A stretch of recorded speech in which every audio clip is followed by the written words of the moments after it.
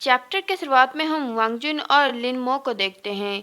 वांगजुन मिन के साथ कॉल पर बात कर रहा होता है।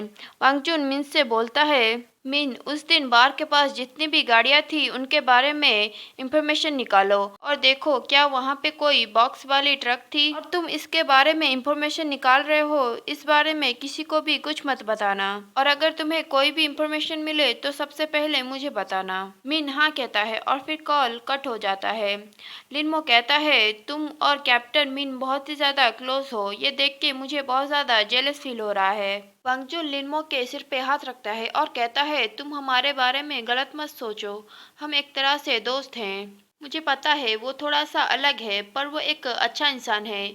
जब मैं पहली बार पुलिस स्टेशन गया था, सबको यही लग रहा था कि मैं अपने माँ के केस के बारे में जांच करने आया हूँ, और उसी वजह से उन्होंने कभी भी मुझे किसी मर्डर केस पे काम करने नहीं दिया था, क्योंकि उन्हें लगता था मैं उनकी परेशानी बढ़ा दूंगा। पर मिन ने सबके सामने हमारे कैप्टन को डांटा, और फिर हमें पास्ट का सीन दिखाया जाता है जहाँ पे मिन बोल रहा होता है, क्या आप सब एक विक्टिम के बच्चे को ब्लेम कर रहे हैं क्योंकि वो आपकी तरह दयालु और शांतिपूर्ण व्यक्ति नहीं बन सका? और क्या ये इस वजह से नहीं है क्योंकि आप उस मर्डरर को पकड़ नहीं सके, इस वजह से ही वो आज ऐसा है? बिना कुछ किए शिकायत करने से अच्छा आप जाके उस क्रिमिनल को पकड़े। और फिर मिन वहां से जाते हुए कहता है, मुझे माफ़ करें, मुझे अभी मेरे केस पे काम करने जाना पड़ेगा और मुझे क्रिमिनल्स को भी पकड़ना है। और फिर हम प्रेजेंट में आते हैं जहाँ पे वांगजुन बोलता है, उसके एटीट्यूड के वजह से पुलिस स्टेशन में बहुत सारे लोग उसे हेट करने लगे, और साथ ही उन्होंने मुझ पे ध्यान देना कम कर दिया और मेरे लिए परेशानी खड़ी करना बंद कर दिया। लिनमो कहता है, ये सब सुनने के बाद मुझे उस आदमी से और भी ज़्यादा जेलस फील हो रहा है। मुझे तो यकीन ही नहीं हो रहा कि तुम दोनों के पास इतनी अच्छी यादें हैं। और फिर वहां से सीन कट होता है और हम लिनमो को एक बुक सेल्फ के पास देखते हैं जहाँ पे लिनमो के हाथ पे एक बुक होता है जिसके अंदर एक कैरम की गोटी जैसी चीज होती है। वो उसे देखता है और याद करता है जहाँ पे लिनमो उस क्रिमिनल से पूछ रहा होता है, मुझे बताओ तुम्हें यहाँ पे किसने भेजा, अगर तुम मुझे बताओगे तो मैं तुम्हें एक सीक्रेट बताऊंगा। वो आदमी कहता है, मैं उनके बारे में कुछ भी नहीं बता सकता, अगर मैं बताऊंगा तो वो मुझे मार देंगे। आखिरकार मैं एक प्यादा हूँ और उन्होंने मुझे यहाँ पे तुम्हारे ऊपर नज़र रखने के लिए भेजा है।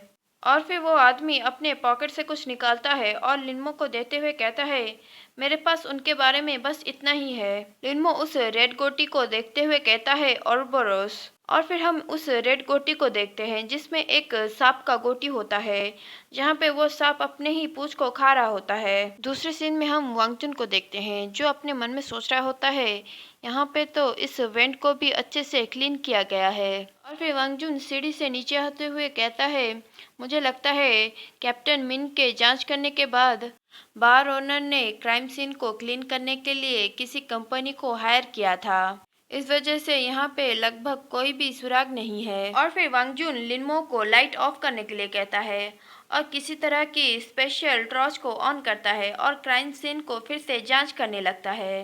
वांगजुन वहाँ पे खून के धब्बों को चेक कर रहा होता है। वांगजुन बोलता है, जब उसके गले पे कट लगाया गया था तब वो जिंदा था, पर ऐसा नहीं लग रहा कि उसने खुद को बचाने के लिए स्ट्रगल किया होगा, इसका मतलब शायद वो नशे में होगा। वांगजुन लिनमो से पूछता है, तुम मुझे याद दिलाओ उस फॉरेंसिक रिपोर्ट में क्या आया था? वहाँ पे गले के इंजेक्शन के इंजरीज के बारे में कुछ भी नहीं था और उसके बॉडी पे वो कट बहुत ही ज्यादा साफ सुथरे थे, और उसने अच्छे से ध्यान दिया था जैसे उसकी त्वचा अच्छे से क्लीन रहे। और उसने उसे नशे का इंजेक्शन क्यों दिया था? लिल्मो कहता है, क्योंकि वो नशा दे के उसके मौत के रियल रीजन को छुपाना चाहता था। अगर उसने विक्टिम के गले के धमनी को काटा होता तो दीवार पे खून के छींटे होते, और अगर उसने उसके सिर्फ स्किन को काटा होता तो इतना ज़्यादा खून नहीं बहता। ये बहुत ज़्यादा बुरा है कि मैं उस विक्टिम के शरीर को खुद जांच नहीं कर सकता। वांगजुन जाके लाइट्स को ऑन कर देता है और कहता है, मैंने यहाँ के सारे पाइपलाइंस को चेक किया था और सारे के सारे पाइपलाइंस को किसी ने साफ किया था। लिनमो वांगजुन के पास जाता है और मैप में उंगली रखते हुए कहता है, विक्टिम के मौत के कुछ ही समय के बाद उसकी बॉडी मिल गई थी और ऐसे देखा जाए तो वो ज़्यादा दूर नहीं गया होगा और यहाँ पे सबसे पास जो कमरा है वो है लेडीज़ वॉशरूम। वांगजुन कहता है तो चलो वहाँ पे चेक करते हैं। वांगजुन कहता है मुझे नहीं लगता कि ये उसका पहली बार है। मुझे लगता है जब ये बार फिर से ओपन होगा तो वो अपने क्राइम को देखने के लिए फिर से आएगा और लोगों के भीड़ भाड़ में वो छुपने की कोशिश करेगा। लिनमो वांगजुन से कहता है ये क्या है। वांगजुन एक लाइट के पास सीढ़ी लगाते हुए जाता है और कहता है रुको मुझे देखने दो। और तभी वांगजुन को कोई पीछे से धक्का मार देता है और वहां से भागने लगता है। वांगजुन भी उस आदमी के पीछे भागने लगता है। वांगजुन उस आदमी को पकड़ लेता है और उसे मारने लगता है। वो आदमी साइड पे पड़े हुए कैन को उसके चेहरे पे मारने लगता है। वांगजुन उसके हाथ को पकड़ लेता है और वो आदमी थोड़ा सा छटपटाने के बाद उसके काबू में आ जाता है। वो आदमी कहता है ये मेरी पॉकेट में है, मैं बस थोड़ा सा पैसा कमाना चाहता था। वांगजुन उसके पॉकेट से एक कैमरा निकालता है। वांगजुन कहता है पिन होल कैमरा। वांगजुन कहता है तुम कितने घटिया हो, तुम्हारी हिम्मत कैसे हुई यहाँ पे कैमरा लगाने की। लिनमो उसके कॉलर को पकड़ लेता है और उसके आंखों में देखते हुए कहता है ये कोई साइकोपैथ नहीं है। वांगजुन कहता है क्या तुम उसके आंखों में देख के ये पता लगा सकते हो। वांगजुन उस कैमरे को देखते हुए कहता है पर हमें इससे कुछ नया इंफॉर्मेशन मिल सकता है। दूसरे सीन में हम उस पिन होल कैमरा वाले क्रिमिनल को पुलिस स्टेशन जाते हुए देखते हैं। डोरेमोन पूछती है बॉस कहाँ है और फिर वो वांगजुन के पास जाती है जहाँ पे वांगजुन बैठ के स्मोक कर रहा होता है। डोरेमोन वांगजुन से कहती है बॉस सब कुछ ठीक हो गया है तो आप यहाँ पे छुप के क्या कर रहे हैं और लिनमो कहाँ पे है। वांगजुन कहता है लिनमो कार में है और उसे स्मोक की स्मेल पसंद नहीं है। डोरेमोन वांगजुन से कहती है ऐसा लगता है जैसे आप उसके साथ कोई अलग ही जिंदगी जी रहे हो। ऐसा लगता है जैसे आप एक ऐसे पति हो जो अपनी पत्नी से बहुत ज्यादा डरता है और छुप के स्मोक करता है। वांगजुन कहता है क्या सच में, क्या ये इतना शर्मनाक है, क्या मैं कोई बूढ़ा आदमी लगता हूँ। डोरेमोन कहती है ये शर्मनाक नहीं है, ये तो बहुत ज्यादा स्वीट है। पास्ट में आपके जितने भी एक्स गर्लफ्रेंड थी आप जब भी उनके सामने स्मोक करते थे वो कभी भी आपको कुछ नहीं कहती थी और आपको हमेशा पटाने की कोशिश करती रहती थी और मुझे ये हमेशा लगता था जैसे आप उनमें से किसी को भी पसंद नहीं करते और आप कभी भी किसी और की फीलिंग्स के बारे में नहीं सोचते थे जैसे आप अभी सोच रहे हैं। वांगचुन कहता है तुम किस बारे में बात कर रही हो, वो मेरा भाई है, वो गर्लफ्रेंड से अलग है। डोरेमोन कहती है बॉस मुझे पसंद नहीं है कि आप इस तरह से खुद को धोखा दें और लिनमो आपका भाई बनना नहीं चाहता। अगर आप उसको इसी तरह से खुद से दूर करते रहेंगे तो वो हट हो जाएगा और मैं तो चाहती हूँ आप दोनों हमेशा हमेशा के लिए एक साथ रहो। वांगचुन कहता है बस अब चुप रहो, ये सच में बहुत ज़्यादा प्रॉब्लमेटिक है। और फिर वांगचुन कहता है क्या तुम्हें उस बॉक्स ट्रक के बारे में पता चला। डोरेमोन कहती है हमने उसके बारे में बहुत ज़्यादा सर्च किया पर हमें कुछ भी नहीं मिला, जैसे वो कहीं पे गायब हो गया। वांगचुन कहता है मुझे लगता है इंफॉर्मेशन हटा दिया गया होगा। और फिर वो डोरेमोन से पूछता है क्या तुम्हें लगता है जैसा मिन ने कहा था क्या हमारे बीच में सच में कोई गद्दार है।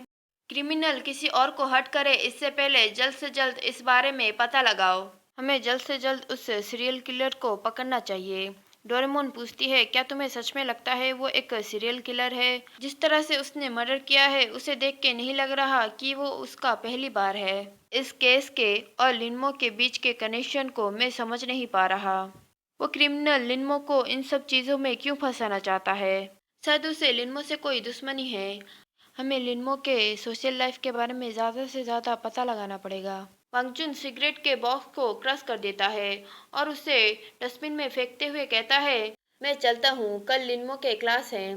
डोरेमोन गुस्से में कहती है बॉस आप इतने समझदार हो फिर भी आप अपने फीलिंग्स को क्यों इग्नोर करते हो। दूसरे सीन में हम लिनमो को कार में देखते हैं जो वांगचुन के लिए वेट कर रहा होता है और उसे वहाँ पे हेलुसिनेशन होने लगता है। लिनमो ने अपनी दवाई नहीं ली होती है जिस वजह से ये सब कुछ हो रहा होता है। लिनमो अपने मन में सोचता है मैं जाने वाला हूँ, अगर मैंने इस बार उन कमीनों को नहीं संभाला मुझे वांगजुन को छोड़ के फिर से जाना पड़ेगा। और तभी वांगजुन आके कार में बैठता है। वांगजुन अपने मन में सोचता है, मैं इस बारे में उससे कैसे पूछना शुरू करूं। और कैप्टन मिन ने भी इस बारे में पहले ही उसे पूछताछ की थी। अगर मैंने फिर से उससे इस चीज़ों के बारे में पूछा तो क्या उसे बुरा लगेगा, और वो उस आदमी को देख के कैसे बता सकता है कि वो एक मानसिक रोगी नहीं है, और क्या इसी वजह से वो लोग लिनमो को टारगेट कर रहे हैं। वांगजुन लिनमो के सिर पे हाथ रख के कहता है, क्या सब कुछ ठीक है? तुम कुछ ठीक नहीं लग रहे। वांगजुन सोचता है, क्या मैं लिनमो से पूछूं, कोई बुरे लोग उससे परेशान कर रहे हैं। तभी लिनमो वांगजुन को किस करने लगता है और अपने मन में सोचता है, चाहे कुछ भी हो जाए मैं वांगजुन को फिर से नहीं खो सकता। वांगजुन सोचता है, ये क्या हो रहा है? लिनमो अचानक से इतना स्ट्रांग कैसे हो गया?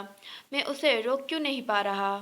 और एक डीप किस के बाद लिनमो वांगजुन को छोड़ता है। वांगजुन लिनमो को पीछे ढकेलते हुए कहता है, क्या मैं तुम्हें कोई लड़की की तरह दिखता हूँ? लिनमो कहता है, नहीं, पर जब तुमने उस क्रिमिनल को पकड़ा तब मैं तुम्हारी मर्दानी को देख के तुम पर फिदा हो गया। वांगजुन अपने मन में सोचता है, अगर नहीं तो मुझे इतने सारे लड़के प्रपोज क्यों कर रहे हैं? मुझे तो ऐसा लग रहा है जैसे मैं सिर्फ लड़कों को ही अट्रैक्ट कर सकता हूँ। लिनमा कहता है, जब तुम कार में बैठे जिस तरह से तुमने मुझे देखा, मुझे खुद पर कंट्रोल करना मुश्किल हो गया। और अगर तुमने मुझे पीछे नहीं ढकेला होता तो शायद मैं कुछ और भी कर देता। वांगजुन अपने मन में सोचता है, मुझे ऐसा लग रहा है जैसे मैं अंदर ही अंदर जल रहा हूँ। मैं यहाँ जो भी कहने आया था मैं वो सब कुछ भूल गया। और फिर हम देखते हैं वांगजुन के फ़ोन पे मैसेज आता है। वांगजुन उस मैसेज को देख के चौंक जाता है क्योंकि उस पे लिखा होता है, कैप्टन मिन की मौत हो गई है।